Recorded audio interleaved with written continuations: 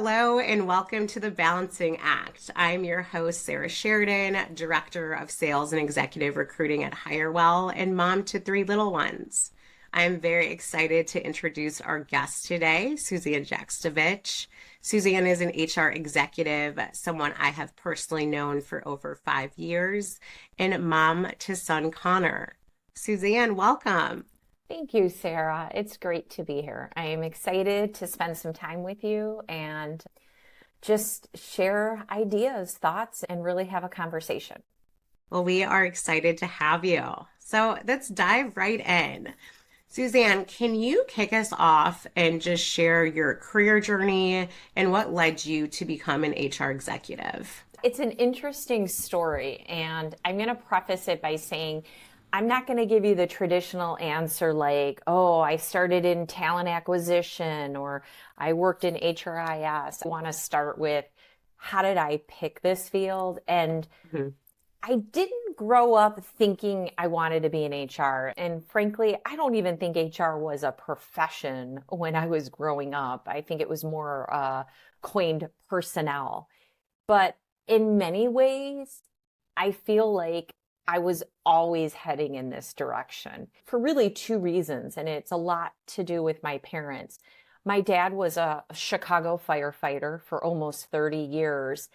And I've always been fascinated by what it takes to prepare someone that's so against your grain, so counterintuitive, to do something like running towards danger instead of from it. And so that sparked, I'd say, a curiosity in me is like, how do you train people? How do you mentor people? How do you support them? And my dad would tell me these stories, Sarah, about like when he was a rookie on the firefighting force, that sometimes they had to tie the new recruits to an experienced firefighter when they were going in to a burning building. And so that really made me think, how do people perform under pressure on the job? How do you work together? And most important, how do you trust people? And so to me, when I look back and reflect, like those questions are truly at the heart of leadership and culture and directly sit in the realm of HR. And then on the other side of it, my mom was an administrative, one would call her an administrative assistant back in the Mhm. day.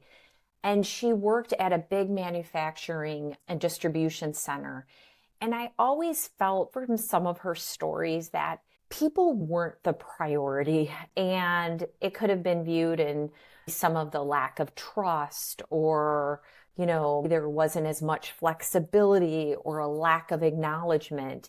And watching how she was treated really helped to shape my view of how can workplaces be different and how can I contribute to that and build towards that. I started my career in my undergraduate degree in finance, and I thought I was going to be in a more of a traditional business path, but I kept being pulled back to sort of what I experienced as a kiddo through my parents' profession. Also, just when you're a finance major and you look at a balance sheet, what's the number one expense? It's people. I became much more fascinated in that. And I eventually applied to get my master's in HR. And I really felt like I found my home. I Mhm. felt like I was in a career that played to my strengths and allowed me to be a business leader because at the core of it, people strategies are business strategies. That's why I love these interviews. I did not know that about your parents, and everyone has such like a unique beginning. So thank you for sharing that. So let's dive into kind of family life. Let's kind of tell us all things about your son, Connor, and just kind of family dynamic. Absolutely. And this is my favorite topic. Connor is 15.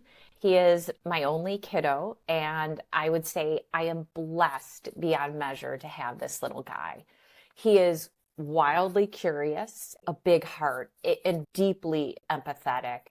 And he has such a wicked sense of humor. And he catches me off guard every single day. He's also on the autism spectrum. and he lives with some medical complications. I'll say a range of medical issues involving his kidney and his liver. His autism was diagnosed when he was 3, Hmm. and his kidney and liver issues were diagnosed when he was in utero. Having a child that has autism and medical complexities, it means our family life looks different than other family life. There's a lot of flexibility, there's a lot of coordination, and there's a lot of resiliency. I said this all the time. I don't think any parent ever wants to hear that their kid is autistic. It brings a different life than you imagined.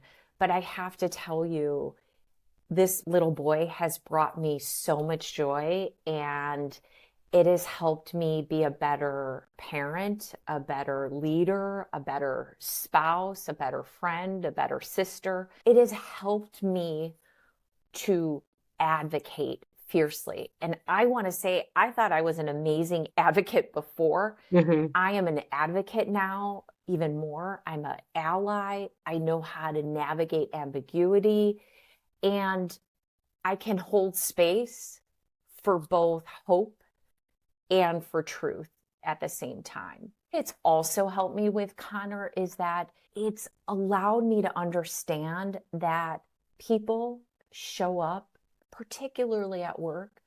They communicate, they process the world differently. And that's actually a good thing. It's also helped me, when I think of my leadership lens, really pushed me to slow down. I listen harder, and I love that phrase. And it makes me every day challenge my own assumptions.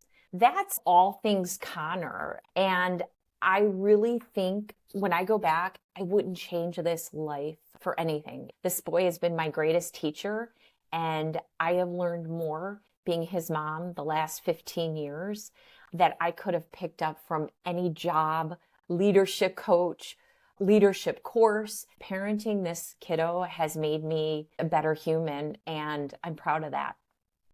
Well, thank you for sharing. Hands down, you're the most excited I've been about a guest on the show. I think have always inspired me over 5+ years, but you put a ton of content out there. And I think that's so important as a leader, as someone with your platform.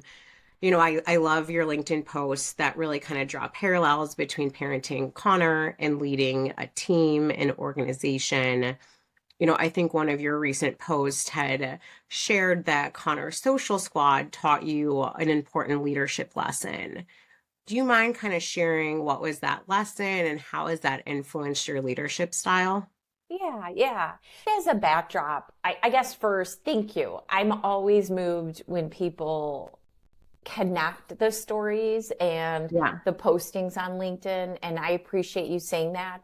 I also appreciate the many people who write to me that will say, my son or my daughter just got diagnosed with autism.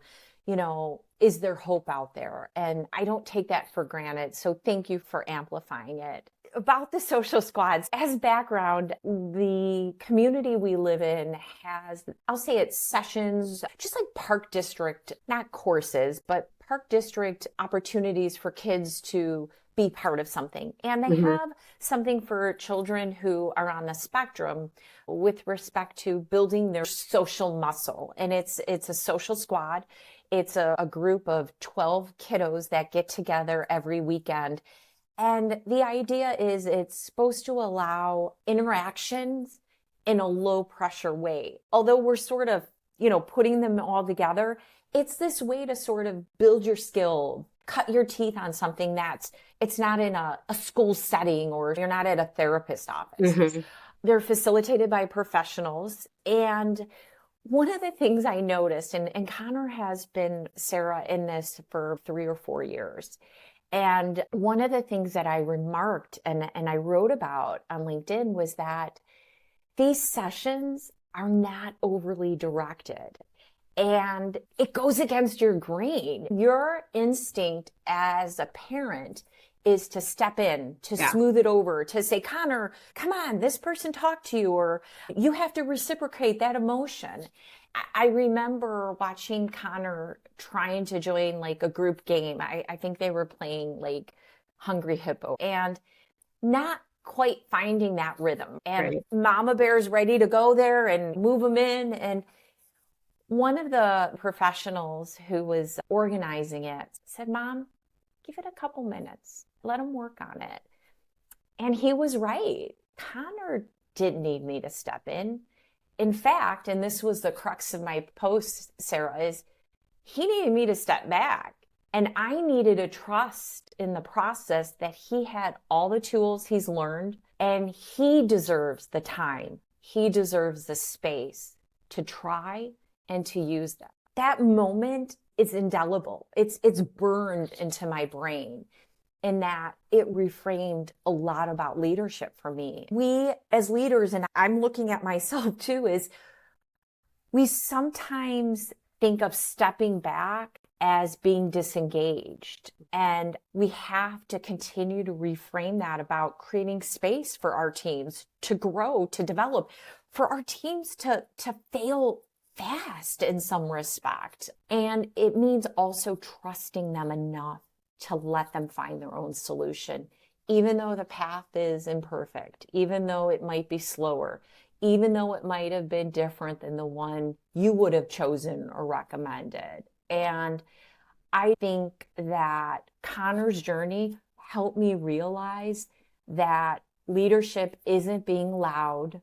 Mm-hmm. It's about holding silence, knowing when to observe, and know when allowing someone else to lead.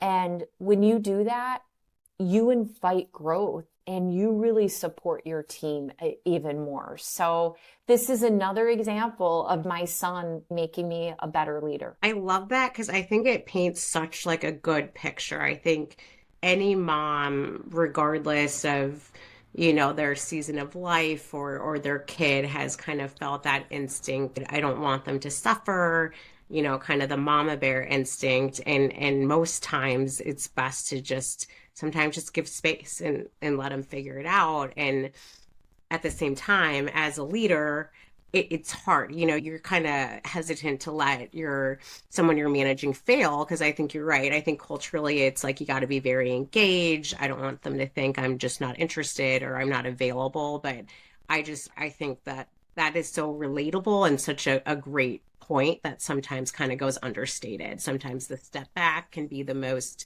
impactful. Right. So, Suzanne, to switch gears a little bit, over the years of knowing you, one thing I've always admired, I feel like you're a leader who doesn't just talk the talk, but you truly walk the walk. And even in your email footer, you promote flexibility, which is quite rare. But I don't want to butcher it, but I think the footer says something along the lines of, my work hours may not be your work hours. Please feel free to respond during your work time. So I'm curious, as a leader, have you always felt that comfortable, advocating flexibility, or do you think that's been more possible more recently when there's kind of been an uptick of like hybrid and flexible work options, especially post-COVID?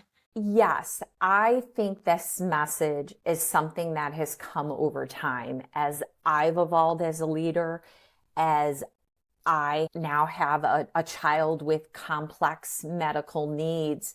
And I think this has been a positive birth from COVID. I think all three of those factors have allowed me to step into this idea of being flexible, but more so, I think of this message as also giving my truth of I'm a Hmm. working parent. And when you think back to it, I think right now it's become necessary and it's become part of my conviction. And early in my career, flexibility was something that I received. I probably didn't need a lot of it at that time, but Hmm. also when I managed people, I definitely gave it. I felt like trying to lean into not everybody has my situation, and I want to respect the whole person. I think that that was something that I've always done. But as I mentioned, becoming a parent, especially a parent to a child with complex needs, forced me to reevaluate that mindset. And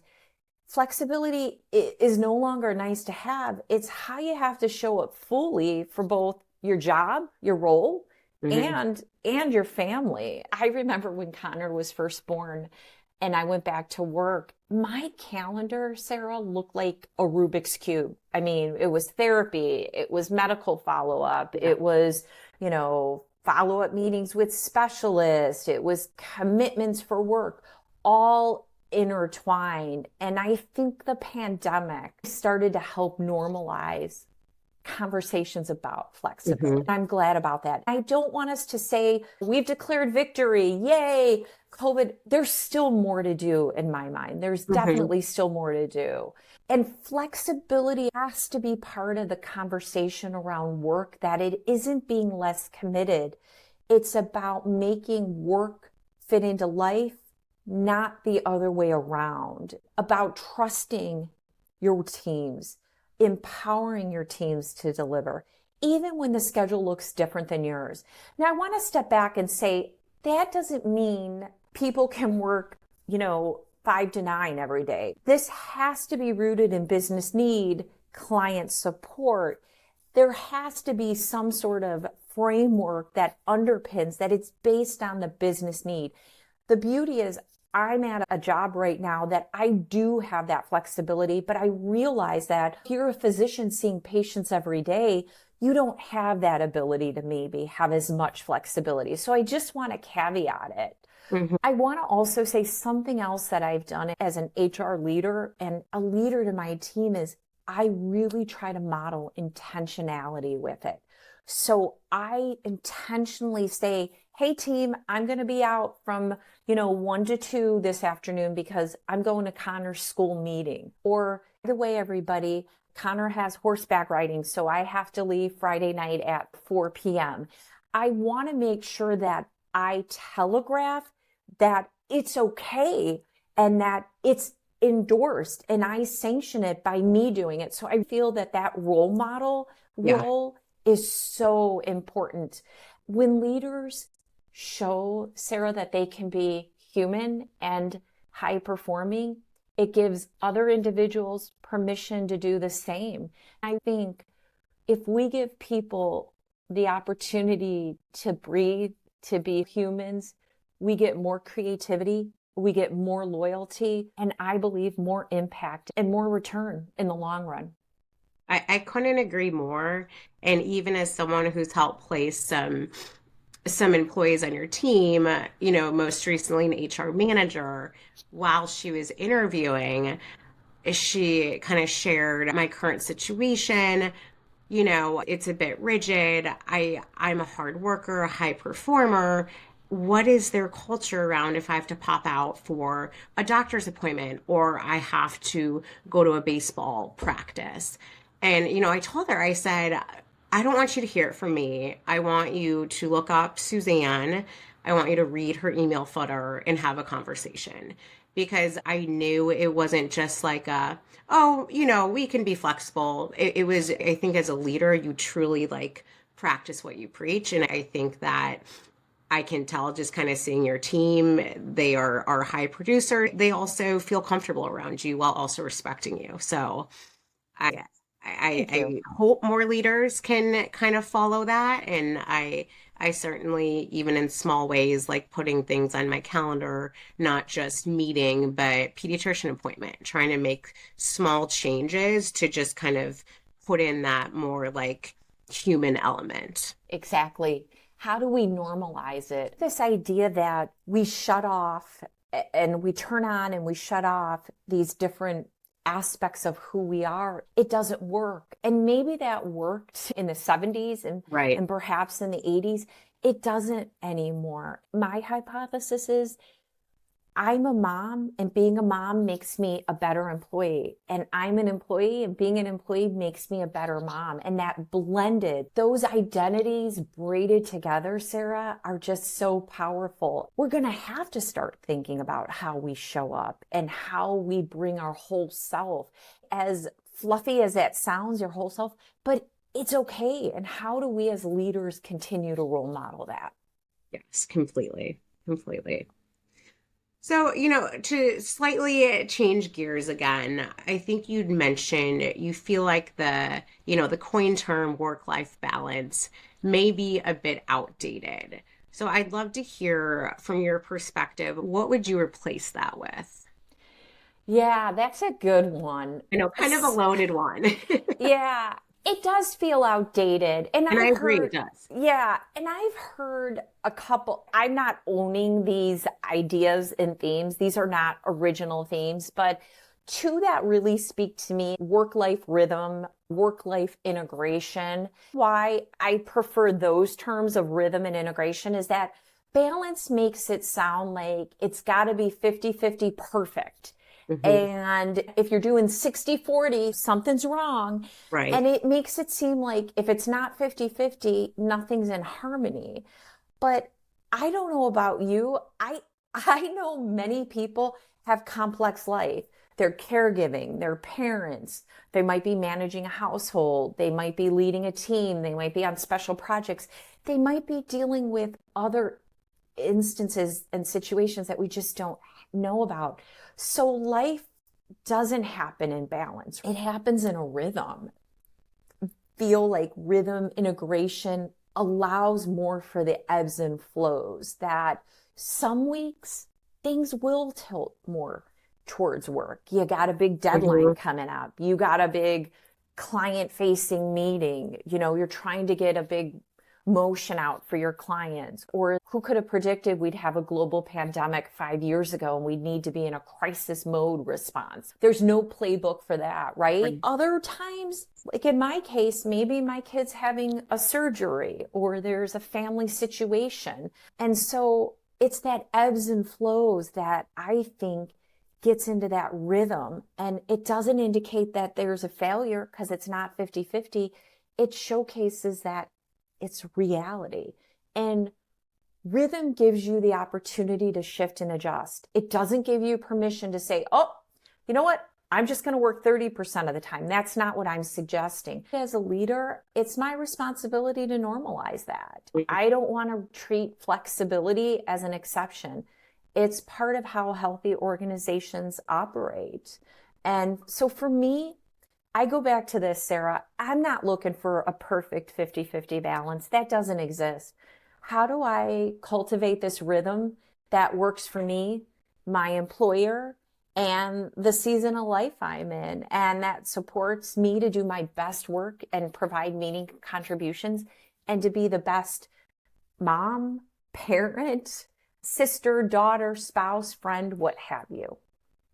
I love that. And I think it's interesting at this point. I've interviewed over 15 female execs who are also raising families, and that was one common theme, how balance just isn't an accurate representation of what it is. It's chaotic, it's messy. Some days you've got things covered, other days, things are kind of falling apart. And I think there's some hidden cost using the word balance. I should probably change the name of the podcast, but I think it's creating this, image of dropping kids off, going to work, picking them up, that's just, it's not a picture perfect balance. In your eyes, what is kind of some hidden cost around? I think it's kind of more common than not hearing, there's balance. You can have it all. You can be a working mom and raise a family. Do you think that's kind of leading us to not only unrealistic expectations, but is there like a real downfall in promoting this thing that maybe just isn't attainable? Yeah, I think so. I think the hidden cost is probably undue burden on our workforce and this idea that there's a state you need to get to. Like you can get to this state. Think of this imagery. You're on that hamster wheel and you'll Yeah. get there. You'll get there. I think it's a lot of pressure. Yeah. I think it's this idea that there is this utopia, just keep going. Yeah. I also think it makes people not want to share what's happening. So another hidden cost could be this idea that you just retreat or elope from the situation and you don't want to talk about things. You want to just present as, I don't have anything going on. And think of a duck in water, like everything's calm, but they're just under the water, moving. And that's I sort of love that. what, Yeah. if you don't allow people to share their whole selves, and I think it leads to burnout. I think it leads to lack of engagement. Yeah. And then people might say, well, what am I doing here? Is this worth it? So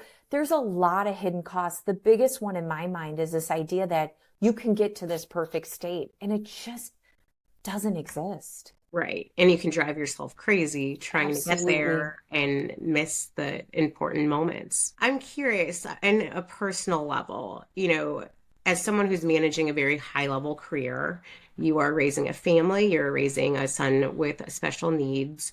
What is one thing that has really worked for you to kind of succeed?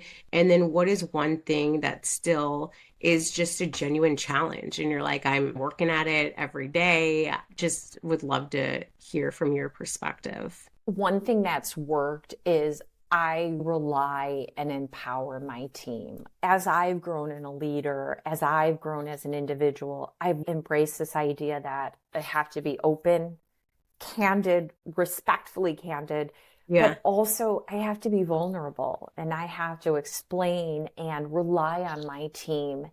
And I think that sometimes goes against our grain. Like, you're the leader. Everything should be perfect with you. And, you should be our support system. And I'm really trying to flip that script, relying on them and not looking at it like you're shirking your responsibilities, but Hmm. instead leveraging them. What hasn't worked that well is I'm still trying to figure out how to say no to certain things, Yeah. right? And I mean that like both professionally, I want to grow as a leader, I want to network as a leader.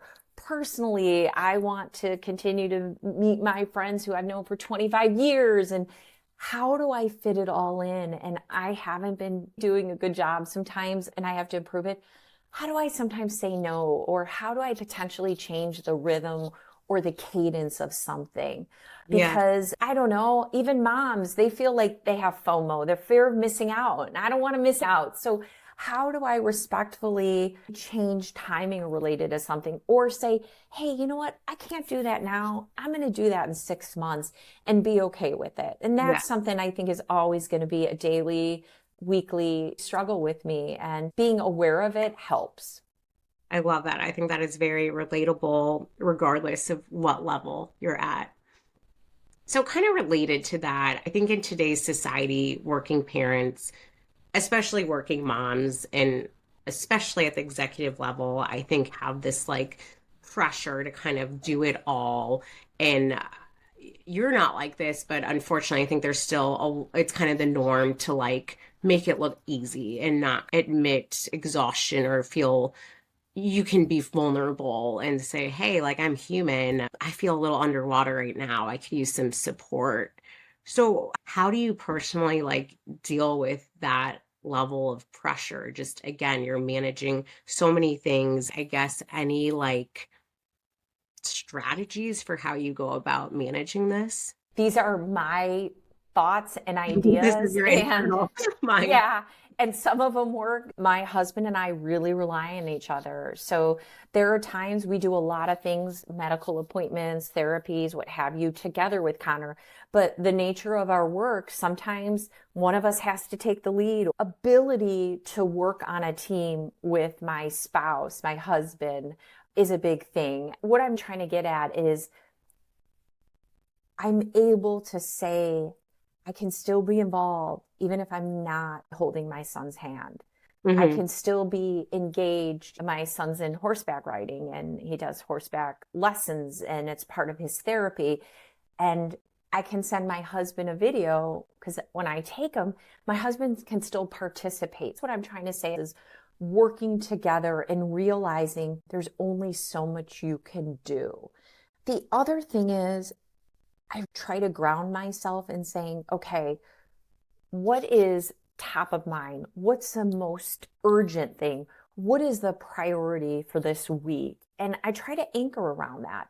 And Yeah. I make space, Sarah, though stuff may change. What I think might Hmm. be urgent or important, I have a different view a day later or 2 days later. But I try to look at my week knowing it may change and it's not static to really do some planning around it to the best of my Hmm. ability. And again, I rely on my team. We talk about it. We talk about their experiences and we lean on each other. Nobody's venting, no one's complaining. It's just saying, hey, here's how my day looks like, or here's how my week looks like. Can we have a conversation? Because what that starts to do is it starts to normalize a lot of this Hmm. and to start thinking in an empathetic way towards each other. And we're more open. And I think it makes us tighter and in a good way. And we see how our team can rally around each other to support one another. For sure. For sure. And, I'm curious from your perspective. I feel like employers have various benefits, kind of supporting well-being. What do you think an employer needs to genuinely provide to provide like just true support to working parents? I think there's many things and it looks different based on the industry you're in. I think the age of your company. I think number one is some sort of flexibility. That doesn't mean everybody's now hybrid or fully remote. That's not what I'm saying because it's got to be rooted based on your business need. Like I Hmm. said, if you're a physician, you really can't work from home, right? Hmm. Right. I think it's that level of flexibility. One is, do they offer hybrid? Do they offer the ability that at certain times a caregiver or a parent may have to work at home if hybrid isn't part of their normal day-to-day structure? Thinking about what times you do meetings. I have to get my little guy on the bus or his school transportation. Do you have to start meetings at 7:30 when, moms and dads are in the thick of trying to get kids off to school? And then on the flip side, do you have to do a 5 p.m. meeting? These are little things, but they're important because I think they signal a bigger, I would say, an indicator of are you willing to support? I also think is making space for kids get sick and yet parents have to be off. Hey, oh, I heard Johnny was sick. Oh, I'm so sorry to hear that.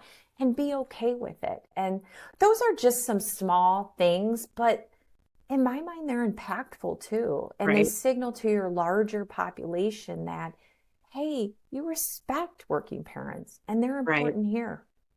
And that kind of leads me to my next question. As an HR executive, in your perspective, like where do you think companies have made the greatest strides when it comes to truly supporting working parents? And then on the flip side, what are some areas that still we need a lot of improvement? I think the strides have been around hybrid working. I Hmm. would say that is definitely it. I can't say the challenges right now. I'm just not sure. Like I could speak about it because I think it might be more industry specific. But I will say this, there's still more to do. And I think that we're looking at this from a parent lens. I think we're going to have to continue to broaden to looking at it from a caregiver lens. Love Yeah, that. Yeah. yeah, just because Hmm. having a kid is definitely caregiving, but what about we're seeing now a lot of baby boomers now usher into retirement, or you have employees who now are sort of what they call the sandwich generation. They have elderly parents, young children, they're sort of handling both. So I think in that reframe or that support around caregiving is Love. something that companies can continue to do. Yes, I think that's a great point. Well, Suzanne, we so appreciate your time. Before I let you go, what is the one thing, one key takeaway you'd like our listeners to take from today's episode? There's I so know, much. There's I know, so much to say. five things. I would say the messiness of life, doesn't make you less capable, right, as a working parent. In fact, I think it makes you more compassionate. I think it makes you more grounded. And in my own experience, it's made me a better leader. And I guess what I would say is takeaway is you don't have to choose, or you shouldn't have to choose between being an engaged parent and a successful professional. And remember that and advocate for yourself and think about that rhythm of work life and how do you want to show up and how do you want to access and advocate for that rhythm. Well, thank Thank you. you. And thank you guys for joining. Tune in next time for more insights on how to manage both career and family life.